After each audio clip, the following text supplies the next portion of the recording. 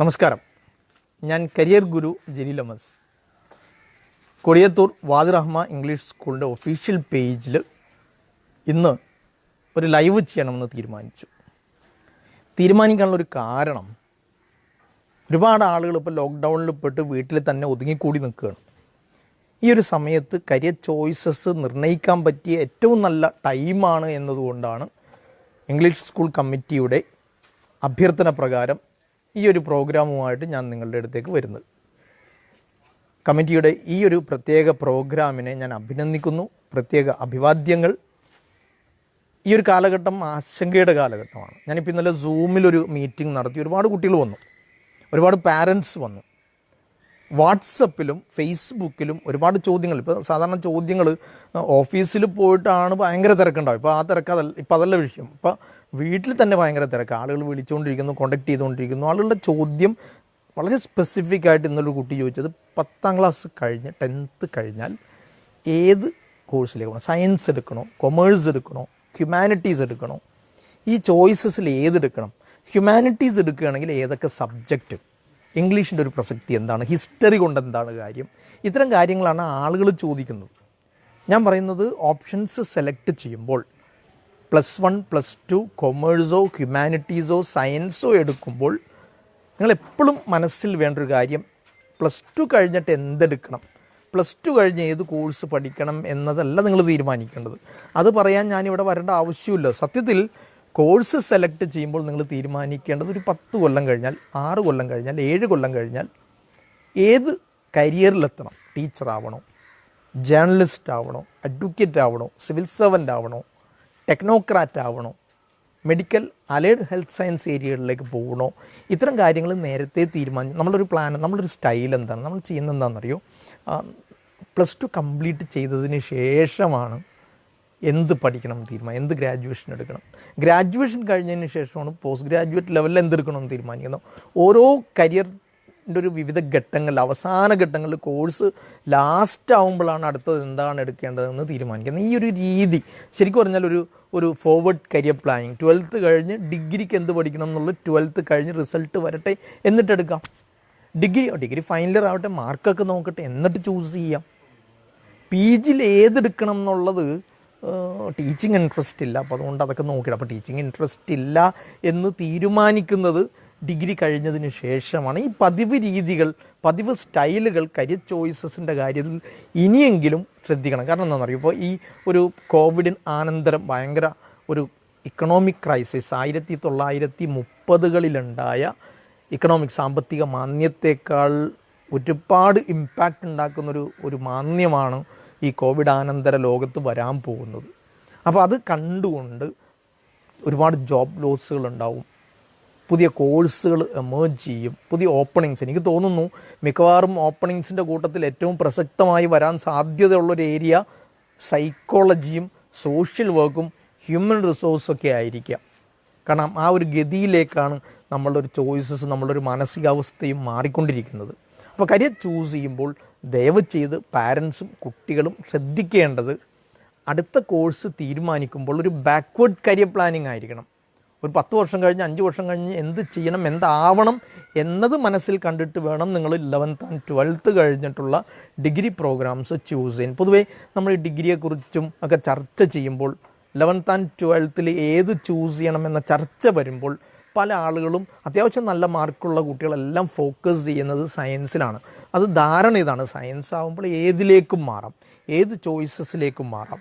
Economics graduate തലത്തിൽ എടുത്തു പോവാൻ നല്ലത് സയൻസാണ് എന്നൊരു തോന്നൽ. പൊളിറ്റിക്സ് ആയാലും ലിറ്ററേച്ചർ ആയാലും അക്കൗണ്ട്സ് ആയാലും CA ആയാലും അതിലേക്ക് പോകുന്നതിന് മുമ്പ് കൊമേഴ്സിന് പകരം സയൻസ് എടുക്കുന്നതായിരിക്കും കുറേ കൂടി നന്നാവുക എന്നൊരു തോന്നലാണ് ഇത്തരം ചോയ്സസ് എടുക്കാൻ നമ്മൾ പ്രേരിപ്പിക്കുന്നത്. ഞാൻ പറയുന്നത് ആ ഒരു സ്റ്റൈലൊക്കെ ഒന്ന് മാറ്റിപ്പിടിക്കണം. പണ്ടത്തെ ഒരു രീതിയായിരുന്നു ഏറ്റവും കൂടുതൽ ഓപ്പണിങ്സ് ഉള്ളത് സയൻസാണ്. സത്യത്തിൽ കോഴ്സ് ഓപ്പണിങ്സ് സയൻസ് തന്നെ, സംശയമൊന്നുമില്ല. പക്ഷേ അതിനർത്ഥം ഇക്കണോമിക്സിലും പൊളിറ്റിക്സിലും ജിയോഗ്രഫിയിലും ഹിസ്റ്ററിയിലും കൊമേഴ്സിലും ചാൻസസ് ഇല്ല എന്നല്ല, ഒരുപാട് ഓപ്ഷൻസ് ഉണ്ട് താനും. ഞാനൊരു ആളെ പരിചയപ്പെട്ടത് വിദേശ പര്യടനത്തിനിടയ്ക്ക് ബഹ്റൈനിൽ വെച്ച് പരിചയപ്പെട്ട ഒരാളാണ്. കുട്ടി പഠിച്ചത് പൊളിറ്റിക്കൽ സയൻസാണ്. പൊളിറ്റിക്കൽ സയൻസ് കഴിഞ്ഞതിന് ശേഷം ആളിപ്പോൾ വർക്ക് ചെയ്യുന്നത് രസം എന്ന് വെച്ചാൽ 11th and 12th ഹ്യൂമാനിറ്റീസ് എടുത്ത് പഠിച്ച് ഹ്യൂമാനിറ്റീസ് കഴിഞ്ഞതിന് ശേഷം നേരെ പൊളിറ്റിക്കൽ സയൻസ് ഡിഗ്രി ചെയ്തു. പൊളിറ്റിക്കൽ സയൻസ് ഡിഗ്രി കഴിഞ്ഞിട്ട് നേരെ MA പൊളിറ്റിക്കൽ സയൻസ് സെൻട്രൽ യൂണിവേഴ്സിറ്റിയായ ജവഹർലാൽ നെഹ്റു യൂണിവേഴ്സിറ്റിയിൽ ചെയ്തു. അവിടുന്ന് കംപ്ലീറ്റ് ചെയ്ത് വരുമ്പോഴത്തേക്കും മിഷിഗൺ സ്റ്റേറ്റ് യൂണിവേഴ്സിറ്റിയിൽ സ്ട്രാറ്റജിക് പ്ലാനിങ്ങിൽ റിസർച്ചിന് ജോയിൻ ചെയ്ത ആളിപ്പോൾ അമേരിക്കൻ ഡിഫൻസിന് അഡ്വൈസ് ചെയ്യുന്നൊരു ഓർഗനൈസേഷനിലാണ് സ്ട്രാറ്റജിക് അഡ്വൈസറായിട്ട് വർക്ക് ചെയ്യുന്നത്. പൊളിറ്റിക്കൽ സയൻസിൽ നിന്ന് സ്ട്രാറ്റജിക് അഡ്വൈസറായിട്ട്. ഈ അടുത്തൊരു പ്രധാനപ്പെട്ട college, arts and science college, ഹിസ്റ്ററിയിൽ ലെക്ചർമാരുടെ ഇൻ്റർവ്യൂ നടത്തുമ്പോൾ ആവശ്യത്തിന് ആളുകൾ പോലും ഉണ്ടായിരുന്നില്ല എന്നാണ്. UGC ഉള്ള PhD ഉള്ള ലെക്ചർഷിപ്പ് പോസ്റ്റിലേക്ക് എലിജിബിളായ ആളുകളെ കിട്ടാനില്ല. എല്ലാ മേഖലയിലും നമുക്കിത് കാണാം. ഈ ഒരു സയൻസിൻ്റെ തള്ളിച്ചയിൽ അതിലേക്ക് പോകുന്ന കൂട്ടത്തിൽ നമ്മൾ ഇത്തരം ഓപ്ഷൻസിനെയൊക്കെ മറന്നു പോകുന്നൊരവസ്ഥയാണ് വരുന്നത്. സോഷ്യോളജിയിൽ നിന്ന് നമുക്ക് സൈക്കോളജിയിലേക്ക് മാറാം. ICMR ഉണ്ട്, Indian council for medical research, ICMR. ഈ ഇന്ത്യൻ കൗൺസിൽ ഫോർ മെഡിക്കൽ റിസർച്ചിൻ്റെ റിസർച്ച് ഫെലോഷിപ്പിൽ ഒരു 20% ഹ്യൂമാനിറ്റീസ് സോഷ്യൽ സയൻസ് ഓറിയൻറ്റഡ് ആണ്. സോഷ്യോളജി കഴിഞ്ഞ ആളുകൾക്കും സോഷ്യൽ വർക്ക് കഴിഞ്ഞ ആളുകൾക്കും ഈ ജോബിലേക്ക് വരാം. യുണൈറ്റഡ് നേഷൻസ് ഓർഗനൈസ്, ഞാനൊരു കോട്ടയത്ത് ഒരു പ്രോഗ്രാമിന് ഒരു കൗൺസിലിങ്ങിന് ചെന്നു. കോട്ടയത്ത് ഓഫീസുണ്ട്. ഓഫീസിൽ കൗൺസിലിംഗ് ചെയ്തുകൊണ്ടിരിക്കുമ്പോൾ ഒരു കുട്ടി വന്നിട്ട് എന്നോട് പറഞ്ഞു, അമ്മയോട് സാറൊന്ന് സംസാരിക്കണം. അപ്പോൾ അമ്മയൊന്നും ആരുമില്ല, ഒറ്റക്കാ കുട്ടി വന്നത്. അമ്മയൊന്നല്ല, ആരുമില്ല കൂടെ. ഒരു മൊബൈലും കൊണ്ട് വന്നിട്ട് എന്നോട് പറയുന്ന അമ്മയോട് സംസാരിക്കണം. മൊബൈൽ സ്ക്രീൻ എനിക്ക് കാണിച്ചു നോക്കുമ്പോൾ എന്താണെന്ന് വെച്ചാൽ കുട്ടിയുടെ അമ്മ ഓൺലൈനായിട്ട് വന്നിരിക്കുക സൂമിൽ. ഞാൻ അവരോട് സംസാരിച്ചപ്പോൾ അവർ പറഞ്ഞു, ഞാൻ കുവൈറ്റിൽ വർക്ക് ചെയ്യണം. കുവൈറ്റിൽ അവരുടെ ഒരു UN പ്രോജക്റ്റിൽ വർക്ക് ചെയ്യണം. UN പ്രോജക്റ്റിൽ ഫിനാൻസ് സെക്ടറിലാണ് വർക്ക് ചെയ്യുന്നത്. യുണൈറ്റഡ് നേഷൻസ് ഓർഗനൈസേഷൻ്റെ കീഴിലുള്ള 10 ജോബുകളിൽ അഡ്മിനിസ്ട്രേഷൻ, ലീഗൽ, ലാംഗ്വേജ്, ഫിനാൻസ്, ഇങ്ങനത്തെ കുറേ ഏരിയകളിൽ ഒന്നാണ് ഫിനാൻസ്. ആ ഒരു ഏരിയയിലേക്ക് വേണമെങ്കിൽ നമുക്ക് മാറാം. BCom എടുത്ത് MCom എടുത്ത് പഠിച്ച് ഫിനാൻസിൽ സ്പെഷ്യലൈസ് ചെയ്ത ആൾ യുണൈറ്റഡ് നേഷൻസ് ഓർഗനൈസേഷൻ്റെ പ്രോജക്റ്റിൽ കുവൈറ്റിൽ വർക്ക് ചെയ്യണം. അപ്പോൾ നോക്കിയാൽ നിങ്ങൾ ഒരുപാട് ഓപ്ഷൻസ്. ആ ഒരു ജോബ് പ്രൊഫൈൽ എടുത്ത് നോക്കിയാൽ 10 ജോബുകളിൽ 8ഉം സോഷ്യൽ സയൻസ് ആൻഡ് കൊമേഴ്സുകാർക്കുള്ളതാണ്. നിങ്ങൾ നോക്കിയാൽ കൊമേഴ്സ് ഇനി വരാൻ പോകുന്ന ട്രെൻഡുകൾ എടുത്ത് നോക്കിക്കഴിഞ്ഞാൽ, പ്രത്യേകിച്ച് ഈ പോസ്റ്റ് കോവിഡ് പീരീഡിൽ വരാൻ പോകുന്ന ട്രെൻഡ്സ് എടുത്ത് നോക്കിക്കഴിഞ്ഞാൽ finance sector, business analytics, data analytics പോലുള്ള ഏരിയകളിൽ നന്നായിട്ട് ഡെവലപ്പ് ചെയ്യും. ആ ഡെവലപ്പ് ചെയ്യുന്ന ഓപ്ഷൻസ് എല്ലാം നിങ്ങളൊരു ലോങ് ടൈം അല്ല, ഷോർട്ട് ടൈമിൽ ചെയ്യാൻ പറ്റുന്ന. ഹ്യൂമാനിറ്റീസ് ആൻഡ് കൊമേഴ്സിൻ്റെ ഒരു പ്രത്യേകത ഞാൻ കാണുന്നത് വളരെ ഷോർട്ട് ടൈമിൽ നമുക്ക് കോഴ്സുകളിലേക്ക് എത്താം എന്നുള്ളതാണ്. ഇംഗ്ലീഷ് പഠിച്ചൊരു കുട്ടിയുണ്ട്. ആൾ പഠിച്ചത് മഞ്ചേരിയിലൊരു വിമൻസ് കോളേജിലാണ്. വിമൻസ് കോളേജിൽ നിന്ന് പഠിച്ച് ഗ്രാജുവേഷൻ പഠിക്കുമ്പോൾ കുട്ടിയോട് ആരോ പറഞ്ഞു, ഇംഗ്ലീഷ് പഠിച്ചിട്ട് കാര്യമില്ല, ലെക്ചർഷിപ്പ് അല്ലാത്ത വേറെ ഓപ്ഷൻസ് ഒന്നുമില്ല. ഏതായാലും കുട്ടി പോയി മഞ്ചേരിയിൽ പഠിച്ചു. നേരെ വന്ന് ഹൈദരാബാദ് സെൻട്രൽ യൂണിവേഴ്സിറ്റിയിൽ MA ലിറ്ററേച്ചർ കഴിഞ്ഞിട്ട് എന്നെ വിളിച്ചു. ഞാൻ ഭയങ്കര കൺഫ്യൂസ്ഡ് ആണ്. ഒരു 4 ടൈപ്പ് ജോബുകൾ MA ലിറ്ററേച്ചർ കഴിഞ്ഞ ആൾക്കുണ്ട്. ഇതിൽ ഏതെടുക്കണം? കണ്ടൻറ് റൈറ്റിംഗ് ഉണ്ട്, ടെക്നിക്കൽ റൈറ്ററായിട്ട് വർക്ക് ചെയ്യാൻ പറ്റും, പബ്ലിക് റിലേഷനിൽ ജോലി ഉണ്ട്. 4 type job: public relation, content writing, technical writing, interpreter. ഈ ഒരു 4 ജോബുണ്ട്. ഇതിൽ ഏതെടുക്കണം എന്ന കൺഫ്യൂഷനാണ് കുട്ടിക്ക്.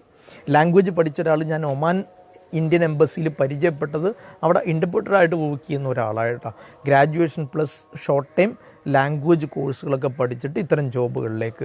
ഞാൻ പറയുന്ന ഓരോ ഗ്രാജുവേഷനും എടുത്ത് നോക്കിയാൽ, പ്രത്യേകിച്ച് ഹ്യൂമാനിറ്റീസ് ആൻഡ് കൊമേഴ്സ് എടുക്കുമ്പോൾ നിങ്ങൾ ശ്രദ്ധിക്കേണ്ട വളരെ സ്പെസിഫിക് ആയിരിക്കണം. സ്പെസിഫിക് ജോബ് ഓറിയൻറ്റേഷൻ, അൾട്ടിമേറ്റ് കരിയറിൽ ഏതായിരിക്കണം എന്നത് വളരെ സ്പെസിഫിക് ആണെങ്കിൽ ഒട്ടേറെ രസകരമായ ഓപ്ഷൻസിലേക്ക് നമുക്ക് മാറാൻ പറ്റും. ഈ ഒരു ഓപ്ഷൻസിനെ കുറിച്ചുള്ള ഒരു ചർച്ചകളാണ് എപ്പോഴും എന്ത് ചെയ്യേണ്ടത്, നടക്കേണ്ടത്. നിങ്ങൾ എപ്പോഴും ഞാൻ വിദ്യാർത്ഥികളോട് പറയുന്നത്, പറ്റുമെങ്കിൽ നിങ്ങളൊരു ആപ്റ്റിറ്റ്യൂഡ് ടെസ്റ്റൊക്കെ ഒന്ന് ചെയ്യുക, നിങ്ങളുടെ പൊട്ടൻഷ്യൽസൊക്കെ ഐഡൻറ്റിഫൈ ചെയ്യുക. അതോടൊപ്പം നിങ്ങളൊരു ഇൻട്രസ്റ്റ് ഇൻവെൻട്രി ടെസ്റ്റൊക്കെ ചെയ്ത് നിങ്ങളൊരു കരിയർ താല്പര്യങ്ങൾ ഐഡൻറ്റിഫൈ ചെയ്യുക. സാധാരണ നിലക്ക് സംഭവിക്കുന്നത് ഇപ്പോഴത്തെ ഒരു ട്രെൻഡാണ്, ഈ എൻജിനീയറിങ് മെഡിസിൻ ഒന്നും വേണ്ട, അതൊരു ഔട്ട്ഡേറ്റഡ് ആണ്, എല്ലാവരും അതിന് പോകുന്നു, അതുകൊണ്ട് അതെടുക്കേണ്ട. അതിന് പകരം നല്ലത് കൊമേഴ്സൊക്കെ എടുത്താൽ വേഗം ജോലി കിട്ടും. ഈ അടുത്തൊരു കുട്ടി എന്നെ വിളിച്ചിട്ട് പറഞ്ഞു, സർ നല്ലൊരു കോഴ്സ് എനിക്ക് പറഞ്ഞു. നല്ല കോഴ്സ് എന്ന് പറഞ്ഞാൽ ഒന്നും പഠിക്കാനുണ്ടാവരുത്, ഭയങ്കര ഈസി ആയിരിക്കണം. അപ്പോൾ ഒന്നും പഠിക്കാനില്ലാത്ത കോഴ്സ് കുട്ടി ഉദ്ദേശിച്ചത് ഈ ഒരു സയൻസൊക്കെ ഒരുപാട് പഠിക്കാനുണ്ട്. ഈ ഒരു മൈൻഡ് സെറ്റ് വെച്ചുകൊണ്ടാണ് കോഴ്സുകളിലേക്ക് പോവുക.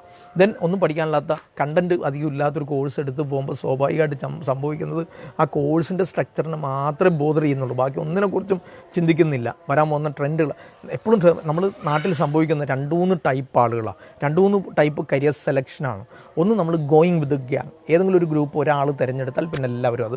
സൈക്കോളജിയാണ് അടുത്ത നൂറ്റാണ്ടിൻ്റെ കരിയർ എന്ന് പറഞ്ഞാൽ എല്ലാവരും സൈക്കോളജിയിലേക്ക്. ദെൻ അടുത്ത നൂറ്റാണ്ടിൻ്റെ കരിയർ ലോജിസ്റ്റിക്സ് ആണെന്ന് പറഞ്ഞാൽ എല്ലാവരും ലോജിസ്റ്റിക്സിലേക്ക്. ഈ ഒരു ട്രെൻഡ് ഒന്ന്. രണ്ടാമത്തേത് ട്രെൻഡുകളാണ്. കോവിഡ് കഴിഞ്ഞാൽ ഇന്ന ഓപ്ഷൻസ് വരും, അതുകൊണ്ട് എല്ലാവരും അതിലേക്ക്.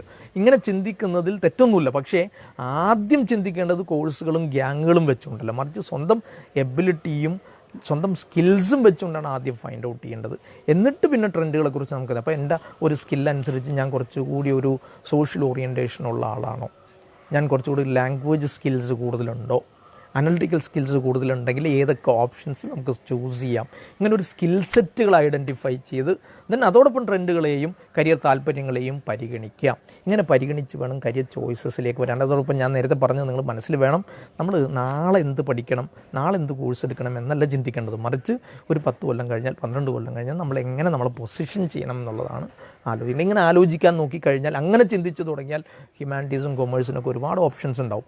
എനിക്ക് ഈ കൊമേഴ്സിനോടുള്ളൊരു താല്പര്യം എൻ്റെ ഒരു പ്രത്യേക അത് ഒരു നന്നാവും എന്ന് തോന്നാനൊരു കാരണമുണ്ട്. അതെന്താണെന്നറിയോ, ഗ്രാജുവേറ്റ് തലം കഴിഞ്ഞാൽ വളരെ ഷോർട്ട് ടൈം കോഴ്സുകളുമുണ്ട്. ഇപ്പം നല്ല ജോബുകളിലേക്ക് എത്താൻ പറ്റുന്നൊരു കരിയറാണ് ശരിക്ക് കൊമേഴ്സ്. നമ്മൾ banking, insurance, then logistics, store, purchasing, warehousing, അങ്ങനത്തെ ഒരുപാട് ഓപ്ഷൻസിലേക്ക് ആഡ് ഓൺ കോഴ്സുകളായിട്ട്, പ്രത്യേകിച്ച് ടാക്സേഷൻ ഇപ്പോൾ വരുന്നൊരു ട്രെൻഡാണ്. ഇത്തരം ട്രെൻഡുകൾ വെച്ചുകൊണ്ട് നമുക്ക് ഒരുപാട് ഓപ്ഷൻസിലേക്ക് മാറാം എന്നുള്ളതാണ് ഈ കൊമേഴ്സിൻ്റെ CA, CS, CMA പോലുള്ള കോഴ്സുകൾ, SSCA പോലുള്ള കോഴ്സുകളൊക്കെ ഒരു പെട്ടെന്ന് ജോലി കിട്ടുന്ന, എന്നാൽ അതോടൊപ്പം അത്യാവശ്യം നല്ല സാമ്പത്തികമായിട്ട് നമുക്ക് കുറച്ച് നേട്ടങ്ങളൊക്കെ ഉണ്ടാവുന്ന നല്ല ഷോർട്ട് ടൈം കോഴ്സുകൾ ഇതിനോട് ആഡ് ചെയ്ത് കഴിഞ്ഞാൽ നല്ല ഓപ്പണിങ്സിലേക്ക് നമുക്ക് മാറാം. ഇത് കണ്ടെത്തിയിട്ട് ഇത് മനസ്സിലാക്കിയിട്ട് വേണം കരിയർ ചോയ്സസിലേക്ക് വരാൻ. സോഷ്യോളജി കഴിഞ്ഞ ആൾക്ക് ICMRൻ്റെ ഫെലോഷിപ്പിന് പോവാം. സോഷ്യോളജി കഴിഞ്ഞ ആൾക്ക് ഇൻ്റഗ്രേറ്റഡ് ചൈൽഡ് ഡെവലപ്മെൻറ്റ് സ്കീമിൽ ജോയിൻ ചെയ്യാം. ഗവൺമെൻറ്റിന് ഹോസ്പിറ്റൽസിലോ അതുപോലെ ഫാമിലി കോർട്ടുകളിലോ സോഷ്യോളജിക്കാരന് വർക്ക് ചെയ്യാം. സോഷ്യോളജി കഴിഞ്ഞ് MSc psychology or MA psychology പഠിച്ച് ക്ലിനിക്കൽ സൈക്കോളജി പഠിച്ച ആളാണ് ട്രിവാൻഡ്രം മെഡിക്കൽ കോളേജിലെ ക്ലിനിക്കൽ സൈക്കോളജി ഡിപ്പാർട്ട്മെൻറ്റ് കുറേ നാൾ ഭരിച്ചത് എന്നറിയുമ്പോൾ വളരെ രസകരമായ ഓപ്ഷനായിട്ട് നമുക്ക് തോന്നും. ഡിപ്ലോമാറ്റിക് സ്റ്റഡീസിലൊക്കെ ഈ ഹ്യൂമാനിറ്റീസ് സയൻസിനാണ് കൂടുതൽ ഓറിയൻറ്റേഷൻ വരുന്നത് എന്നതുകൊണ്ട് ഇത്തരം ഓപ്ഷൻസിനെ കുറിച്ച് പ്രജുഡൈസ്ഡ് ആയിട്ട് നമ്മൾ സാധാരണ എല്ലാത്തിലും പോവാം എന്നതുകൊണ്ട് സയൻസ് എടുക്കുക, എല്ലാത്തിനും പോവാം ഏറ്റവും എളുപ്പത്തിൽ പഠിക്കാം എന്നുള്ളതുകൊണ്ട് കൊമേഴ്സ് എടുക്കാം. ഈ പതിവ് ട്രെൻഡുകളൊന്ന് മാറ്റി വെച്ചിട്ട് ഹ്യൂമാനിറ്റീസിൻ്റെയും കൊമേഴ്സിൻ്റെയും സയൻസിൻ്റെയും ഫർദർ ഓപ്ഷൻസ് ഏതൊക്കെയാണ് അത് കൃത്യമായിട്ട് മനസ്സിലാക്കുക. ഇക്കണോമിക്സ് ഇന്ത്യയിൽ എനിക്ക് അത്ഭുതം തോന്നിയൊരു കാരണം, ഒരു 40-50 ഇൻസ്റ്റിറ്റ്യൂട്ടുകൾ നിങ്ങൾ എടുത്തു നോക്കുക. ഇന്ദിരാഗാന്ധി ഇൻസ്റ്റിറ്റ്യൂട്ട് ഓഫ് ഡെവലപ്മെൻറ്റ് റിസർച്ചോ, Gokhale institute of politics and ഇക്കണോമിക്സോ, Sardar Patel institute of economics and social science റിസർച്ചോ, അങ്ങനത്തെ ഇൻസ്റ്റിറ്റ്യൂട്ടുകളിൽ ഒരു 40-50 ഇൻസ്റ്റിറ്റ്യൂട്ടുകളിൽ ജോയിൻ ചെയ്ത് പഠിച്ചു കഴിഞ്ഞ് പുറത്തു വരുന്ന ഒരാൾക്ക് നല്ല ജോബ് ഓപ്പർച്യൂണിറ്റീസ് ഉണ്ട് ഇക്കണോമിക്സ് കഴിഞ്ഞിട്ടും എന്ന ധാരണ നമുക്ക് ഉണ്ടാവുന്നിടത്താണ് നല്ല ഓപ്ഷൻസിലേക്ക് പോവുക. ഞാൻ ഇപ്പോഴത്തെ ഒരു അവസ്ഥ നിങ്ങളൊന്ന് എടുത്ത് നോക്കിയേ. കേരളത്തിൽ മൊത്തത്തിൽ ഈ പ്രശ്നം വന്ന് എല്ലാവരും ലോക്ക്ഡൗണിൽ പെട്ട് 1 മാസം 1.5 മാസം ദിവസക്കൂലിക്കാരെ സംബന്ധിച്ചിടത്തോളം, കച്ചവടക്കാരെ സംബന്ധിച്ച് വലിയ പ്രശ്നങ്ങൾ വരുന്ന ഈ സാഹചര്യം ഞാൻ ചില കുട്ടികളോട് പറയാറുണ്ട്, ഒരു ഇൻട്രസ്റ്റ് ഉണ്ടെങ്കിൽ, ആപ്റ്റിറ്റ്യൂഡ് ഉണ്ടെങ്കിൽ നിങ്ങൾ ശ്രദ്ധിക്കേണ്ട ഒരു കാര്യം, ഡിഗ്രിക്ക് ജോയിൻ ചെയ്യുന്ന ആദ്യത്തെ 3 വർഷം ഗവൺമെൻറ് ജോബ് ഓപ്പർച്യൂണിറ്റീസിനെ ഫോക്കസ് ചെയ്യുക. എന്നിട്ട് PSCകളും UPSCകളും SSCകളൊക്കെ ട്രൈ ചെയ്യുക. അതിന് ഏറ്റവും നല്ലത് സിവിൽ സർവീസാണ്. സിവിൽ സർവീസ് എക്സാം ഫോക്കസ് ചെയ്യുന്ന ഒരാൾ, സിവിൽ സർവീസ് കുറിച്ച് ഒരുപാട് മിത്തുകളുണ്ട്, ഒരുപാട് റിയാലിറ്റിയുമുണ്ട്. മിത്തുകൾ എന്താണെന്ന് വെച്ചാൽ നേരത്തെ മുതലേ 5ാം ക്ലാസ് മുതലേ പ്രിപ്പയർ ചെയ്ത് തുടങ്ങണം എന്നാലേ കിട്ടുള്ളൂ എന്ന ശുദ്ധ മണ്ടത്തരം. അത് മാറ്റി വെച്ച് കഴിഞ്ഞാൽ സിവിൽ സർവീസ് വളരെ സീരിയസ് ആയിട്ട് ഡിഗ്രി തലത്തിൽ ഫസ്റ്റ് ഇയർ മുതൽ പ്രിപ്പയർ ചെയ്യുന്ന കുട്ടികളെ സംബന്ധിച്ചിടത്തോളം ഒരുവിധ എല്ലാ കോമ്പറ്റേറ്റീവ് എക്സാംസും ക്ലിയർ ചെയ്യാൻ പറ്റുമെന്ന യാഥാർത്ഥ്യം മനസ്സിലാക്കിയിട്ട് 11th and 12th ഹ്യൂമാനിറ്റീസ്, കാരണം സിവിൽ സർവീസിൻ്റെ മേജർ ഷെയറും ഹ്യൂമാനിറ്റീസിൽ, പ്രത്യേകിച്ച് ഇക്കണോമിക്സ്, പൊളിറ്റിക്സ്, ജിയോഗ്രഫി, ഹിസ്റ്ററി, ഈ സബ്ജക്റ്റിലാണ് കോഴ്സ് സബ്ജക്റ്റുകൾ. ഈ സബ്ജക്റ്റുകൾ എടുത്തിട്ട് സിവിൽ സർവീസ് ഫോക്കസ് ചെയ്യുന്ന ഒരാളെ സംബന്ധിച്ചിടത്തോളം ഡിഗ്രി കഴിയുമ്പോഴത്തേക്കും ഏതെങ്കിലും ഒരു കോമ്പറ്റേറ്റീവ് എക്സാം ക്ലിയർ ചെയ്യാൻ കഴിയും. അതുകൊണ്ട് സിവിൽ സർവീസിൻ്റെ വളരെ പ്രധാനപ്പെട്ട ഒരു റിയാലിറ്റി എന്താണെന്ന് വെച്ചാൽ, ഹ്യൂമാനിറ്റീസ് റിയാലിറ്റി എന്താണെന്ന് വെച്ചാൽ ഡിഗ്രി തലത്തിൽ തന്നെ പ്രിപ്പയർ ചെയ്യുന്ന ആൾ ഒരു 70% എങ്കിലും ഒന്നുകിൽ സിവിൽ സർവീസ് അല്ലെങ്കിൽ ഏതെങ്കിലും ഒരു കോമ്പറ്റീവ് എക്സാം ക്ലിയർ ചെയ്യുമെന്നത് അതിൻ്റെ ഒരു പ്രത്യേകതയാണ്. സിവിൽ സർവീസിൻ്റെ കോർ സബ്ജക്റ്റുകളോ ഹ്യൂമാനിറ്റീസ് സബ്ജക്റ്റുകളുമാണ്. അതുകൊണ്ട് ഈ രീതിയിലൊരു പ്രിപ്പറേഷനിലേക്ക് വന്നാൽ ഇവൻ LLBയിലേക്ക് വരാം. LLB പ്രധാനപ്പെട്ട സിവിൽ സർവീസ് എടുക്കാൻ ആഗ്രഹിക്കുന്ന ആളുകൾക്ക് ബെസ്റ്റ് ഓപ്ഷനുകളിലൊന്നാണ് LLB എന്നാണ് ഞാൻ പറയുന്നത്. ഒരു വളരെ ചുരുങ്ങിയ കാലഘട്ടം കൊണ്ട് അത്യാവശ്യം മോശമല്ലാത്ത ഓപ്ഷൻസിലേക്ക് civil service, diplomatic careers, then hospitality, travel and tourism, language oriented careers, then social work, സൈക്കോളജിയുമായിട്ട് ബന്ധപ്പെട്ട ഏരിയകൾ, ഇക്കണോമിക്സുമായിട്ട് ബന്ധപ്പെട്ട മേഖലകൾ, ദെൻ കൊമേഴ്സുമായിട്ട് ബന്ധപ്പെട്ട accounts, finance, banking, then insurance, taxation, accounts and finance, ഇങ്ങനെ ഒരുപാട് ഓപ്ഷൻസിലേക്ക് വൈവിധ്യമാർന്ന ചുരുങ്ങിയ കാലഘട്ടം കൊണ്ട് ജോലിയിലേക്ക് എത്താൻ പറ്റുന്ന ഒരുപാട് മേഖലകൾ കണ്ടെത്താൻ നമുക്ക് കഴിയുമെന്നതാണ് കൊമേഴ്സ് ആൻഡ് ഹ്യൂമാനിറ്റീസിൻ്റെ പ്രത്യേകത. ഇത് മനസ്സിലാക്കിയിട്ട് വേണം കരിയർ ചോയ്സസിലേക്ക് വരാൻ. വാദിറാമ ഇംഗ്ലീഷ് സ്കൂൾ വളരെ സവിശേഷമായ ഒരു എഡ്യൂക്കേഷണൽ പ്രോജക്റ്റുമായിട്ട് മുന്നോട്ട് വന്നിട്ടുണ്ട്. 11th and 12th ഒപ്പം സിവിൽ സർവീസും ലോകോത്തര കോമ്പറ്റീറ്റീവ് എക്സാംസും അതോടൊപ്പം ഇക്കണോമിക്സിനും പൊളിറ്റിക്സിനും ജിയോഗ്രഫിക്കും ഹിസ്റ്ററിക്കും കൊമേഴ്സിനും പറ്റുന്ന കരിയർ ചോയ്സസിന് ഐഡൻറ്റിഫൈ ചെയ്ത് 11th and 12th പഠിക്കുമ്പോൾ തന്നെ കുട്ടികളെ പാകപ്പെടുത്തി നല്ല വ്യത്യസ്തമായ കുറേ ഓപ്ഷൻസിലേക്ക് കൊണ്ടുവരിക. പ്രത്യേകിച്ച് മീഡിയ, സിവിൽ സർവീസ്, ലീഗൽ, ഇത്തരം ജുഡീഷ്യറി ഇങ്ങനത്തെ കരിയറിലേക്ക് കൊണ്ടുവരാൻ കുട്ടികളെ പാകപ്പെടുത്തുന്ന സയൻസിലേക്കുള്ളൊരു കുത്തൊഴുക്ക് തടയിടുക എന്നതല്ല, മറിച്ച് ആ ഒരു ട്രെൻഡ് നിലനിൽക്കെ തന്നെ കൊമേഴ്സിലും ഹ്യൂമാനിറ്റീസിലും അതുപോലെ സമാനമായ ഒരുപാട് ഓപ്ഷൻസ് ഉണ്ട് എന്ന് പ്രൂവ് ചെയ്യാനും കുട്ടികൾ അവരുടെ ഒരു കരിയർ പാത്തിലേക്ക്, നല്ലൊരു പാത്തിലേക്ക് കൊണ്ടുവരാനുള്ള ശ്രമങ്ങൾ അത് 11th and 12th വെച്ച് തന്നെ പ്രാക്ടീസൊക്കെ കൊടുത്ത് ട്രെയിൻ ചെയ്ത് 12th കഴിയുമ്പോഴത്തേക്ക് ഒരു കരിയർ ഓറിയൻറ്റഡ് ആയിട്ട് ഒരു ദിശാബോധമുള്ള കുട്ടികളായിട്ട് ഡെവലപ്പ് ചെയ്തെടുക്കുന്ന ഒരു സോഷ്യൽ കോഷ്യൻ്റൊക്കെ ഉള്ള നല്ലൊരു ഗ്രൂപ്പ് ഓഫ് സ്റ്റുഡൻസിനെ വാർത്തെടുക്കാൻ വേണ്ടിയുള്ള പ്രോജക്റ്റ് ഉണ്ട്. ആ പ്രോജക്റ്റ് എനിക്ക് കുറച്ചുകൂടി നന്നായി തോന്നി. അതുകൊണ്ടാണ് വാദിറാമയുടെ ഈ ഒരു ഇംഗ്ലീഷ് സ്കൂളിൻ്റെ ഒരു പേജിൽ കയറിയിട്ട് ഞാൻ ഇങ്ങനൊരു പ്രോഗ്രാം ചെയ്യാൻ താല്പര്യം കാണിച്ചത്. ഒരുപാട് ചോദ്യങ്ങൾ ആളുകൾക്കുണ്ട്. ഇപ്പോൾ Saljas Abdussalam, integrated programme in after +2 IM റോക്തക്കിലും IM ഇൻഡോറിലും. ഇപ്പോൾ ഈ വർഷം മുതൽ IM റോക്തക്കിലും തുടങ്ങിയിട്ട് integrated programme in management IPM എന്ന് പറയും. IPMൻ്റെ ഒരു പ്രത്യേകത അതിൻ്റെ ഒരു സവിശേഷമായ സിലബസാണ് അതിൻ്റെ പ്രത്യേകത. അതിൽ ഇക്കണോമിക്സ് വരുന്നുണ്ട്, ദെൻ അതുപോലെ കുറച്ച് സോഷ്യൽ സയൻസ് ഓറിയൻറ്റേഷനിൽ പൊളിറ്റിക്കൽ സയൻസും ഇക്കണോമിക്സും അതുമായിട്ട് ബന്ധപ്പെട്ട ഓപ്ഷൻസ് ഭാഗമാക്കി ക്രിയേറ്റിവിറ്റിയും ഡെവലപ്പ് ചെയ്യുന്ന രീതിയിൽ ഒരു ഇൻ്റഗ്രേറ്റഡ് മാനേജ്മെൻറ്റ് പ്രോഗ്രാമാണ്. ആദ്യത്തെ 3 വർഷം ശരിക്ക് ഇംഗ്ലീഷും ഇക്കണോമിക്സും അക്കൗണ്ടൻസിയും ഫിനാൻസും ആയിട്ട് ബന്ധപ്പെട്ട ജനറൽ കോഴ്സുകളും ക്രിയേറ്റിവിറ്റി ഡെവലപ്പ് ചെയ്യാനുള്ള കുറേ ഒരു അസൈൻമെൻറ്റ്സും പ്രോജക്റ്റും ആഡ് ചെയ്ത് 4th ഇയർ ഓൺവേർഡ്സ് IMൽ MBAയുടെ ഗ്രൂപ്പിലേക്ക് ആഡ് ചെയ്ത് 5 വർഷം കൊണ്ട് കുറച്ചുകൂടി രസകരമായ ഒരു മാനേജ്മെൻറ്റ് പ്രോഗ്രാമിലേക്ക് ഡെവലപ്പ് ചെയ്ത് കൊണ്ടുവരുന്ന ഒരു 5 കണ്ടിന്യൂസ് ആയ പ്രോഗ്രാമാണത്. ആകെയുള്ളൊരു കുഴപ്പം ഇച്ചിരി ഫീ കൂടുതലാണ്. 28-30 ലക്ഷം രൂപയോളം ചിലവ് വരും. IP മാറ്റ് എന്ന് പറഞ്ഞൊരു എൻട്രൻസ് എക്സാം ഉണ്ട്. ആ എക്സാമിൽ കാര്യമായിട്ട് ലോജിക്കൽ റീസണിങ്ങും വെർബൽ റീസണിങ്ങും ദെൻ അനലിറ്റിക്കൽ സ്കിൽസൊക്കെ ടെസ്റ്റ് ചെയ്യുന്നൊരു ടെസ്റ്റാണ്. ആ ടെസ്റ്റ് കംപ്ലീറ്റ് ചെയ്ത് ഇൻ്റർവ്യൂവിൻ്റെ ബേസിൽ നമുക്ക് സെലക്ട് ചെയ്യാം. IPM മാനേജ്മെൻറ്റ് ഗ്രാജുവേറ്റ് തലത്തിൽ തന്നെ മാനേജ്മെൻറ്റിലേക്കൊക്കെ പോകണമെന്ന് ആഗ്രഹിക്കുന്ന കുട്ടികൾക്ക് വളരെ നല്ലൊരു ഓപ്ഷനാണ്. Economics career possibilities, especially social welfare field. ഞാൻ ഇക്കണോമിക്സിനെ കുറിച്ച് ഞാൻ എപ്പോഴും പറയാം, ഹ്യൂമാനിറ്റീസിൻ്റെ കൂട്ടത്തിലെ കുറച്ചുകൂടി ഒരു ജോബ് ഓറിയൻറ്റേഷൻ കൂടുതലുള്ള ജനറൽ ഡിഗ്രികളിലൊന്നാണ് ഇക്കണോമിക്സ്. കുറച്ചുകൂടി ഒരു അനലിറ്റിക്കൽ സ്കില്ലുള്ള, ആപ്റ്റിറ്റ്യൂഡ് ടെസ്റ്റൊക്കെ ചെയ്ത് ഒരു അബ്സ്ട്രാക്റ്റ് അനലിറ്റിക്കൽ സ്കില്ലുള്ള കുട്ടികൾക്ക് പറ്റിയ ഒന്നാണ് ഇക്കണോമിക്സ്. കേരളത്തിൽ റവന്യൂ ഡിപ്പാർട്ട്മെൻറ്റിൻ്റെ കീഴിലും ദെൻ അതുപോലെ തന്നെ പ്ലാനിംഗ് കമ്മീഷൻ്റെ കീഴിലൊക്കെ ആയിട്ട് ഇക്കണോമിക് അനലിസ്റ്റായിട്ട്, സ്റ്റാറ്റിക്കൽ ഓർഗനൈസറായിട്ടൊക്കെ ഈ ഇക്കണോമിക്സുകാർക്ക് വർക്ക് ചെയ്യാം. ദെൻ അത് കഴിഞ്ഞാൽ ഇന്ത്യയിലെ അത്യാവശ്യം നല്ല പ്രീമിയറായ കുറച്ച് ഇൻസ്റ്റിറ്റ്യൂട്ടുകൾ നിങ്ങൾ സെലക്ട് ചെയ്താൽ, പ്രത്യേകിച്ച് ഡെവലപ്മെൻറ്റ് സ്റ്റഡീസ്, വെൽഫെയർ ഇക്കണോമിക്സ്, പ്രത്യേകിച്ച് വെൽഫെയർ ഇക്കണോമിക്സ്, ഡെവലപ്മെൻറ്റ് സ്റ്റഡീസ്, ഈ 2 കോൺസെപ്റ്റുകളും. ഈ ഡെവലപ്മെൻറ്റ് എന്ന് പറയുന്നത് GDPയുടെ ഗ്രോത്ത് കേവല മാനുഫാക്ചറിങ്, പ്രൊഡക്ഷൻ, പ്രോസസ് ഇൻഡസ്ട്രീസിനെ ബേസ് ചെയ്തുകൊണ്ടാണോ, അത് മാത്രമേ പരിഗണിക്കേണ്ടതുള്ളൂ? വെൽഫെയർ എന്ന് പറയുന്നത്, ഡെവലപ്മെൻറ്റ് എന്ന് പറയുന്നത് സാങ്കേതികമായി സാമ്പത്തിക മാനദണ്ഡങ്ങൾ മാത്രമാണോ? അതല്ല, ജനങ്ങളുടെ ഒരു gender equality, then health wealth index ഇതൊക്കെ ഡെവലപ്പ് ചെയ്യുന്നതും ഈ ഡെവലപ്മെൻറ്റിൻ്റെ ഭാഗമാണ് എന്ന് കണക്കാക്കി ഇക്കണോമിക്സിനെ കുറച്ചുകൂടി ഒരു സോഷ്യൽ ഓറിയൻറ്റേഷനിലേക്ക് കൊണ്ടുവരുന്ന ഡെവലപ്മെൻറ്റ് സ്റ്റഡീസോ വെൽഫെയർ എക്കണോമിക്സോ പോലുള്ള ഏരിയകളിലേക്ക് മാറാൻ കഴിയുമെന്നതാണ് ഇക്കണോമിക്സ് എടുക്കുന്ന ആളുകളുടെ പ്രത്യേകത.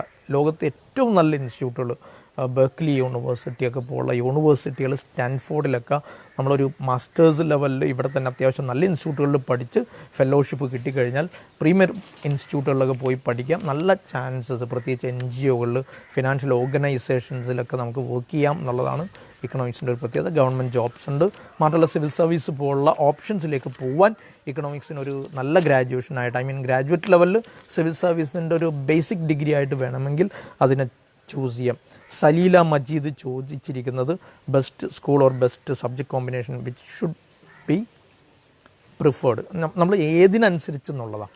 നമ്മളൊരു സ്കൂൾസൊക്കെ എടുത്ത് നോക്കുമ്പോൾ എൻ്റെ അഭിപ്രായത്തിൽ ഹ്യൂമാനിറ്റീസും കൊമേഴ്സൊക്കെ ഓപ്റ്റ് ചെയ്യുന്ന ഒരാളാണെങ്കിൽ, സയൻസ് ആണെങ്കിൽ കുറച്ചുകൂടി ജനറൽ കോമ്പറ്റേറ്റീവ് എക്സാംസിന് പ്രാധാന്യം കൊടുക്കുന്ന രീതിയിലുള്ള സയൻസ് ഓറിയൻറ്റേഷനിലേക്ക് പോകാം. പക്ഷേ ഹ്യൂമാനിറ്റീസിനും കൊമേഴ്സിനും ഇങ്ങനെ കുറച്ചുകൂടി പ്രാധാന്യം കൊടുത്ത് അക്കാഡമിക് ഇമ്പോർട്ടൻസ് ഒക്കെ കൊടുത്ത് അതിന് ഫോളോ അപ്പ് ഒക്കെ ചെയ്യുന്ന സ്കൂളുകൾ കേരളത്തിലില്ല എന്ന് തന്നെ പറയാം. ആ ഒരു ശൂന്യത കണ്ടുകൊണ്ടാണ് വാദരാമ ഇംഗ്ലീഷ് സ്കൂൾ ഇങ്ങനെ ഒരു പ്രോഗ്രാമും കൊണ്ട് കൊമേഴ്സും ഹ്യൂമാനിറ്റീസിനും അർഹമായ പ്രാധാന്യം കൊടുത്ത് അത് 11th and 12th ലെവലിൽ മറ്റ് കോമ്പറ്റേറ്റീവ് എക്സാംസും എഞ്ചിനീയറിംഗ് മെഡിക്കൽ എൻട്രൻസ് ഒക്കെ പ്രിപ്പയർ ചെയ്യാനുള്ള കോച്ചിങ് കൊടുക്കുന്നത് പോലെ ഹ്യൂമാനിറ്റീസിൻ്റെയും കൊമേഴ്സിൻ്റെ ഒപ്പം IP മാറ്റ്, ഇപ്പം നേരത്തെ ഒരു വിദ്യാർത്ഥി ചോദിച്ച IP മാറ്റിൻ്റെ അത്തരം കോച്ചിങ്ങുകൾ, humanities and social science entrance എക്സാമിൻ്റെ കോച്ചിങ്ങുകൾ, ഇത്തരം കോച്ചിങ്ങുകൾ ഈ 11th and 12th കരിക്കുലത്തിൻ്റെ കൂടെ പാക്ക് ചെയ്ത് കുറച്ചുകൂടി 12th കഴിയുമ്പോഴത്തേക്കും ദേശീയ പ്രാധാന്യമുള്ള ഇൻസ്റ്റിറ്റ്യൂട്ടുകളിലേക്ക് എത്താനുള്ള ഒരു തയ്യാറെടുപ്പ് കൂടി കുട്ടികൾക്ക് കൊടുക്കുക എന്ന നിലക്ക് ഈ പ്രിഫറൻസ് വെച്ച് നോക്കുമ്പോൾ ഈ സ്കൂൾ വാദരാമ ഇംഗ്ലീഷ് സ്കൂൾ പ്രിഫർ ചെയ്യാവുന്നതാണ്. നല്ല ഇൻസ്റ്റിറ്റ്യൂട്ടാണ്. കരിക്കുലം കുറച്ചുകൂടി ഒരു അഡ്വാൻസ്ഡായ, കുറച്ചുകൂടി ജനകീയമായ രീതിയിൽ ഡെവലപ്പ് ചെയ്തിരിക്കുന്ന ഒന്നാണ്. അപ്പോൾ ഞാൻ പറയുന്നത് ഓപ്ഷൻസ് സെലക്ട് ചെയ്യുമ്പോൾ, സ്കൂൾസ് സെലക്ട് ചെയ്യുമ്പോൾ നിങ്ങൾ പ്രാധാന്യം കൂടെ എപ്പോഴും വിദ്യാർത്ഥികളോട് എനിക്ക് പറയാനുള്ളത്, നിങ്ങൾ കണ്ടൻറ്റിനാണ് പ്രാധാന്യം. പലപ്പോഴും വിദ്യാർത്ഥികൾ ചെയ്യുന്നത് എന്താ, എഞ്ചിനീയറിംഗ് എൻട്രൻസ് കൊടുക്കുന്നുണ്ടോ, IIT കോച്ചിങ് കൊടുക്കുന്നുണ്ടോ, മെഡിക്കൽ എൻട്രൻസ് കൊടുക്കുന്നുണ്ടോ എങ്കിൽ ആ സ്കൂൾ നല്ലത് എന്ന പതിവ് ധാരണകൾ മാറ്റി വെച്ചിട്ട് കണ്ടൻറ്റിന്, ഇക്കണോമിക്സ് ആയാലും പൊളിറ്റിക്സ് ആയാലും ഹിസ്റ്ററി ആയാലും അതിനെ കോർ സബ്ജക്റ്റിൽ നിന്നുകൊണ്ട് അതിൻ്റെ കണ്ടൻറ്റ് കൃത്യമായിട്ട് അവതരിപ്പിക്കുന്ന ഒരു അക്കാഡമിക് കരിക്കുലം അല്ലെങ്കിൽ ടീച്ചിങ് ഫാക്കൽറ്റിയൊക്കെ ഉള്ളൊരു ഇൻസ്റ്റിറ്റ്യൂട്ടിനെയാണ് പ്രിഫർ ചെയ്യേണ്ടത്. അത് നമുക്ക് വേറെ തന്നെ ചർച്ച ചെയ്യേണ്ട ഒരു വിഷയമാണ്. അതത്തരം കാര്യങ്ങൾ നിങ്ങൾ ചോദിക്കാം. എന്തെങ്കിലുമൊക്കെ സംശയങ്ങൾ ചോദിക്കാനുണ്ടെങ്കിൽ നിങ്ങൾക്കിപ്പോൾ വേണമെങ്കിൽ ചോദിക്കാം. ദെൻ എന്തൊക്കെ ചേഞ്ചസ് ആണ് വരാൻ പോകുന്നത്, കോവിഡിന് ശേഷം എന്തൊക്കെ ചേഞ്ച് വരാൻ സാധ്യത, വളരെ പ്രസക്തമായൊരു ചോദ്യം. കോവിഡിൽ എന്താണ് സംഭവിക്കാൻ പോകുന്നത് എന്ന് മനസ്സിലാക്കിയാലേ കോവിഡിന് ശേഷമുള്ളത് എന്താണെന്ന് പറയാൻ പറ്റൂ. ഒരു ചെറിയ ഉദാഹരണം ഞാൻ പറയാം. ഈ കോവിഡ് ഔട്ട് ബ്രേക്ക് വരുന്നതിന് മുമ്പ് ഏതാണ്ട് ഒരു 2-2.5 ലക്ഷം ജോബ് ഓപ്പർച്യൂണിറ്റീസ് ആയിരുന്നു കേരളത്തിൽ, ഇന്ത്യയിൽ ഒരു മാർച്ച് ഏപ്രിൽ മാസങ്ങളിലായിട്ട് ജോബ് പുതുതായിട്ട് വരാൻ പോയിരുന്നത്. ആമസോൺ 1 ലക്ഷം പേരെ തിരഞ്ഞെടുക്കാനായിരുന്നു തീരുമാനിച്ചത്. ട്രാവൽ ആൻഡ് ടൂറിസം മേഖലയിൽ മാത്രം ശ്രദ്ധിക്കുക, ഈ കഴിഞ്ഞ 3 ആഴ്ച കൊണ്ട് ട്രാവൽ ആൻഡ് ടൂറിസം മേഖലയിൽ മാത്രം 2 ലക്ഷം കോടി രൂപയുടെ ബിസിനസ്സാണ് ഇല്ലാതായത്. 17 ലക്ഷമാണ് ഹോസ്പിറ്റാലിറ്റി ഇൻഡസ്ട്രി താഴോട്ട് പോയത്. ടോട്ടൽ ബിസിനസ് എടുത്താൽ റീറ്റെയിലിങ്ങിൽ മാത്രം 14% ബിസിനസ് ഒറ്റയടിക്കില്ലാതായത്. നിങ്ങൾ ശ്രദ്ധിച്ചിട്ടുണ്ടാവും, ഈ ഒരൊറ്റ കോവിഡ് ലോക്ക്ഡൗൺ കൊണ്ട് ഏകദേശം 9 മില്യൺ ജോബ് ഓപ്പർച്യൂണിറ്റീസാണ് ഇല്ലാതാവാൻ, പുതിയ ജോബുകളിൽ വരേണ്ടിയിരുന്നത് ഇല്ലാതാവുന്നു. ദെൻ അത് മാത്രമല്ല, ഇനി വരാൻ പോകുന്നത് എന്താ, കമ്പനികളെ സംബന്ധിച്ചുള്ള അവരുടെ പ്രൊഡക്ടിവിറ്റിയുടെ ഏറ്റവും നല്ല ടൈമാണ് ലോക്ക്ഡൗണിലൂടെ നഷ്ടപ്പെട്ടത്. സ്വാഭാവികമായിട്ട് അടുത്ത 6 മാസം വളരെ ഇമ്പോർട്ടൻ്റ് ആണ്. Hospitality, then retail management, education field, then അതോടൊപ്പം ഹെൽത്ത് കെയർ മേഖല, ദെൻ ലോജിസ്റ്റിക്സ്, ട്രാൻസ്പോർട്ടേഷൻ, വെയർഹൗസിംഗ് പോലുള്ള മേഖലകളിലൊക്കെ ജോബ് ട്രെൻഡുകൾ താഴോട്ട് പോകും. സ്വാഭാവികമായിട്ട് മാന്ദ്യങ്ങൾ വരുമ്പോൾ സംഭവിക്കുന്നത് എന്താ, ആദ്യം ഒരു റിസഷനിൽ താഴോട്ട് പോവുകയും പിന്നെ ഒരു ഘട്ടം കഴിയുമ്പോഴത്തേക്കും പുതിയ പ്രോജക്റ്റുകളൊക്കെ ഏറ്റെടുത്ത് മുന്നോട്ട് വരും. നമുക്കൊരു ഇക്കണോമിക്സിൻ്റെ ഭാഷയിൽ പറഞ്ഞാൽ സാധാരണ നിലയ്ക്ക് ഇത് കാര്യമായിട്ട് ബാധിക്കുന്നത് ഈ ലേമൻ സാധാരണ ആളുകൾ, അന്നന്ന് പണിയെടുത്ത് അന്നന്ന് ജീവിക്കുന്ന, അന്നന്ന് സാധനം വാങ്ങി ജീവിക്കുന്ന ആളുകളാണ് ഏറ്റവും കൂടുതൽ ഇത് ബാധിക്കാൻ പോകുന്നത്. സ്വാഭാവികമായിട്ട് ഇതങ്ങോട്ട് കഴിയുമ്പോൾ ജോബ് ഓപ്പർച്യൂണിറ്റീസൊക്കെ റിലേറ്റീവ്ലി ഓരോ മേഖലയിലും ഒരു ബൂമുണ്ട്. 3 വർഷമെങ്കിലും ഇത് നിലനിൽക്കും. അതാണ് വളരെ പ്രസക്തമായത്. ഞങ്ങൾ 11th and 12th തിരഞ്ഞെടുക്കുമ്പോൾ നന്നായി തിരഞ്ഞെടുത്താൽ ലോക്ക്ഡൗണിന് ശേഷമുള്ള സാമ്പത്തിക മാന്ദ്യത്തെയും അതിജയിച്ചുകൊണ്ട് 3 വർഷം കൊണ്ടായിരിക്കും പുതിയ ജോബുകൾ കാര്യമായിട്ട് ഡെവലപ്പ് ചെയ്യാൻ പോകുന്നത്. അതുകൊണ്ട് ഇത്തരം കാര്യങ്ങൾ, ഓൺലൈൻ ബിസിനസ്സുകൾ, ഇത്തരം മേഖലകളൊക്കെ നന്നായിട്ട് ഡെവലപ്പ് ചെയ്യും. ഏതാണോ സഫർ ചെയ്യുന്നത്, hospitality, travel and tourism, then hotel മാനേജ്മെൻറ്റും ട്രാവൽ ആൻഡ് ടൂറിസവും, എഡ്യൂക്കേഷൻ ഫീൽഡ്, ഓൺലൈൻ സെക്ടറിലേക്ക് എഡ്യൂക്കേഷൻ മാറും, then logistics, supply chain management, warehousing, then അതുപോലെ തന്നെ എഡ്യൂക്കേഷൻ ഫീൽഡ്, ദെൻ ഇതെല്ലാം ഒരു പോസ്റ്റ് കോവിഡ് റിസഷന് ശേഷം നന്നായിട്ട് ഡെവലപ്പ് ചെയ്യും. ദെൻ അങ്ങനെ ഡെവലപ്പ് ചെയ്യും എന്ന് നമ്മൾ പറയാൻ കാരണം 1,70,000 കോടി ഇന്ത്യൻ റുപ്പിയാണ് ഇന്ത്യൻ മാർക്കറ്റിലേക്ക് സെൻട്രൽ ഗവൺമെൻറ് ഇറക്കാൻ പോകുന്നത്. ദെൻ അതോടൊപ്പം അത് കാര്യമായിട്ട് ഫോക്കസ് ചെയ്യാം മിക്കവാറും ഇൻഫ്രാസ്ട്രക്ചറൽ ഡെവലപ്മെൻ്റ് ആയിരിക്കും. അതോടൊപ്പം ഹെൽത്ത് കെയർ മേഖലയിൽ സ്പെൻഡ് ചെയ്യും. ഓരോ സ്റ്റേറ്റും മിനിമം 20,000 crores മാർക്കറ്റിൽ പുറത്തേക്ക് കൊണ്ടുവന്ന് ജനങ്ങളുടെ പ്രശ്നങ്ങൾ തീർക്കാൻ വേണ്ടി എന്നാണ് പറയുന്നത്. പക്ഷേ സത്യത്തിൽ ഇത് ആളുകളുടെ കയ്യിലേക്ക് എത്തുമെന്നുള്ളത് സംശയമാണ്. $200 കോടി വേൾഡ് ബാങ്ക് ഇന്ത്യൻ മാർക്കറ്റിലേക്ക് കൊണ്ടുവരുന്നത്. സ്വാഭാവികമായിട്ടും പർച്ചേസിങ് പവറൊക്കെ കൂടുമെന്നാണ് പ്രതീക്ഷിക്കുന്നത്. അതുകൊണ്ട് ഈ പറഞ്ഞ ഏരിയകളെല്ലാം infrastructural, transportation, shipping, logistics, I T മിക്കവാറും ഓൺലൈൻ ബിസിനസ്സുകൾ നന്നായിട്ട് ഡെവലപ്പ് ചെയ്യും, ഇ-കൊമേഴ്സൊക്കെ ഡെവലപ്പ് ചെയ്യും. അതുകൊണ്ട് സ്റ്റാർട്ടപ്പുകൾക്ക് നല്ല സ്കോപ്പായിരിക്കും. അപ്പോൾ ഇത് മനസ്സിലാക്കിയിട്ട് travel and tourism, then hotel management, then അതോടൊപ്പം ഐ ടി മേഖല, എഡ്യൂക്കേഷൻ സെക്ടർ, പ്രത്യേകിച്ച് online education, then software development കാര്യമായിട്ട് വരും, സോഫ്റ്റ്വെയർ ടെസ്റ്റിംഗ് മേഖലകൾ വരും, അതോടൊപ്പം ഡിജിറ്റൽ മാർക്കറ്റിംഗ് ഒക്കെ നല്ലൊരു കരിയറായിട്ട് മാറും. അപ്പോൾ ഈ ഒരു ട്രെൻഡ് മനസ്സിലാക്കിയിട്ട് കോഴ്സുകളെക്കുറിച്ച് നന്നായി ഒന്ന് മനസ്സിലാക്കി ഈ ഒരു ചോയ്സസ് കൃത്യമായിട്ട് കണ്ടത്. അപ്പോൾ ഞാൻ പറയുന്നത് ശ്രദ്ധിക്കണം, ഈ ചോയ്സസ് എടുക്കുമ്പോൾ ട്രെൻഡ് മനസ്സിലാക്കി ട്രെൻഡിൻ്റെ പിന്നാലെ പോവാതെ നമ്മൾ ഈ ട്രെൻഡിൽ വരുന്ന കോഴ്സ് ഓപ്പണിങ്സിൽ നമ്മളുടെ ആപ്റ്റിറ്റ്യൂഡും നമ്മളുടെ ഇൻട്രസ്റ്റും മാച്ച് ചെയ്യുന്ന ഏതാണെന്ന് കണ്ടെത്തിയിട്ട് വേണം കോഴ്സ് ചൂസ് ചെയ്യാൻ. പലപ്പോഴും കുട്ടികൾക്ക് പറ്റുന്നൊരു അബദ്ധമാണ് ട്രെൻഡുകളുടെ പേരിൽ. ലോജിസ്റ്റിക്സാണ് ഏറ്റവും ഭയങ്കര സ്കോപ്പ്, എല്ലാവരും ലോജിസ്റ്റിക്സിന് പോകും. അവസാനം ജോബ് ഓപ്പർച്യൂണിറ്റീസ് ഇല്ലാതെ അന്തം വിട്ട് കിടക്കുന്ന ഒരു അവസ്ഥ വരരുത്, അത് പ്രത്യേകം ശ്രദ്ധിക്കുക. പബ്ലിക് ഹെൽത്ത് കോഴ്സസിൽ യൂണിവേഴ്സിറ്റി അതിൻ്റെ ഒരു ഓപ്പർച്യൂണിറ്റീസ് എന്തായിരിക്കും. ഇനി അങ്ങോട്ട് നിങ്ങൾ നോക്കിയ എപ്പിഡമിക്സ് ഒക്കെ വരുന്നിടത്ത് community epidemiology, then public health, then public health മാനേജ്മെൻറ്റിൽ, ദെൻ പബ്ലിക് അവയർനെസ്സൊക്കെ ആയിട്ട് ബന്ധപ്പെട്ട ഏരിയകളിൽ വൈറോളജി, ഇമ്മ്യൂണോളജി, പാരസൈറ്റോളജി പോലുള്ള ഓപ്ഷൻസിലെ ഡിമാൻഡൊക്കെ അത്യാവശ്യം നന്നായിട്ട് കൂടും, പ്രത്യേകിച്ച് ഈ മേഖലയിലുള്ള റിസർച്ച് ആൻഡ് ഡെവലപ്മെൻറ്റ് ഏരിയകൾ. അതുകൊണ്ട് microbiology, pharmacy, general allied health science കോഴ്സുകൾ, അതിൻ്റെ ആഡ് ഓൺ ആയിട്ട് public health epidemiology, community medicine പോലുള്ള ഏരിയകൾ നന്നായിട്ട് ഡെവലപ്പ് ചെയ്യും. I T sector stability after Covid നമ്മൾ നേരത്തെ തന്നെ പറഞ്ഞിട്ടുണ്ട്. ഇപ്പോൾ ചെറിയൊരു ഉദാഹരണം പറയാം. ഈ കോവിഡ് ലോക്ക്ഡൗണിൽ പെട്ട ആളുകളുടെ ഒരു ട്രെൻഡ് നിങ്ങൾ ശ്രദ്ധിച്ചോ? എല്ലാവരും പതുക്കെ ഓൺലൈനിലേക്ക് മാറി. കോച്ചിങ് സെൻറ്ററുകൾ പോലും ഓൺലൈനായിട്ട് ക്ലാസ്സുകൾ എടുക്കാൻ തുടങ്ങി. സാധാ സ്കൂളുകൾ പോലും അവരുടെ മെറ്റീരിയൽസ് വിദ്യാർത്ഥികൾക്ക് ഓൺലൈൻ അത് എക്സ്ചേഞ്ച് ചെയ്യുന്നു, എക്സാം ഓൺലൈൻ നടത്തുന്നു. ഈ ട്രെൻഡുകൾ വരുന്നതുകൊണ്ട്, പ്രത്യേകിച്ച് നമ്മൾ 2 പ്രളയം നേരിട്ട ആളുകളാണ് മലയാളികൾ, സ്വാഭാവികമായിട്ട് സംഭവിക്കുക ഈ ഒരു സാധ്യത മുന്നിൽ കണ്ടുകൊണ്ട് ഒരുവിധം എല്ലാ കമ്പനികളും അവരുടെ ഓപ്പറേഷൻസ് എല്ലാം ഓൺലൈൻ മാറ്റാനുള്ള സാധ്യത കൂടുതലാണ്. മാത്രമല്ല നിങ്ങൾ ശ്രദ്ധിക്കേണ്ടത് ആഗോളതലത്തിലുള്ള ഐ ടി സംഭാവനകളുടെ നല്ലൊരു ശതമാനവും ഇന്ത്യയാണ്. ലോകത്തുള്ള ഒരുവിധ എല്ലാ ഐ ടി കമ്പനികളുടെ റിസോഴ്സസ് പൂളിങ്ങിൽ ഏറ്റവും നന്നായിട്ട് സംഭാവന ചെയ്തുകൊണ്ടിരിക്കുന്നത് ഇന്ത്യയാണ് എന്ന് മനസ്സിലാക്കിക്കൊണ്ട്, പ്രത്യേകിച്ച് ഐ ടി ഹബ്ബാണ് ഇന്ത്യ. ആ അർത്ഥത്തിൽ cheap and best labour, cheap and best പ്രോഡക്റ്റുകളും പ്രോജക്റ്റുകളും. അതുകൊണ്ട് ഇത് മനസ്സിലാക്കിയിട്ട് ഐ ടി സെക്ടറിൽ പ്രത്യേകിച്ച് software architecture, development, software testing, ഈ മേഖലകളിലേക്ക് നമുക്ക് നന്നായിട്ട് വരാൻ കഴിയും. ഡിജിറ്റൽ ഡിസൈനിങ്ങിലേക്കും ഡിജിറ്റൽ മാർക്കറ്റിംഗും നന്നായിട്ട് ഡെവലപ്പ് ചെയ്യും. ആർട്ടിഫിഷ്യൽ ഇൻ്റലിജൻസിൻ്റെ സ്കോപ്പ് എന്താണ്? സ്വാഭാവികമായിട്ട് ഐ ടി മേഖല ഡെവലപ്പ് ചെയ്യുന്നതിനനുസരിച്ച് പുതിയൊരു ട്രെൻഡ് എന്ന നിലക്ക് ആർട്ടിഫിഷ്യൽ ഇൻ്റലിജൻസിൻ്റെ ഓപ്പർച്യൂണിറ്റീസ് റിലേറ്റീവ്ലി കൂടും. ശരിക്കും ആർട്ടിഫിഷ്യൽ ഇൻ്റലിജൻസ് എന്ന് പറഞ്ഞാൽ എന്താണ്?